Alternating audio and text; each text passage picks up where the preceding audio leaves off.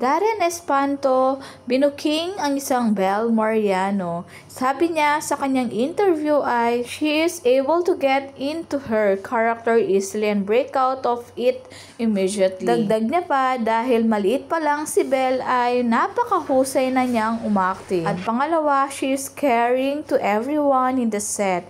Parang nanay but not motherly type. Lahat ng mga nakakasama ni Bel Mariano talagang sinasabi nila na napaka-caring niya at napaka-sweet niyang tao. Yung tipong malalahanin siya sa lahat. At pangatlo, hindi daw siya pupunta ng taping kung wala siyang dalang blanket at pillow. Remember, si Bel Mariano ay working student kaya siguro nagpapahinga siya sa set. Grabe, wala ka talagang maririnig na negative comments sa mga nakakasama niya. Laging positive. Pati nga ang mga bosses ng ABS-CBN ay gustong-gusto siya at malaki ang tiwala nila sa talent ni Bel Mariano. Dahil every year ay may linalabas siyang kanta at concert.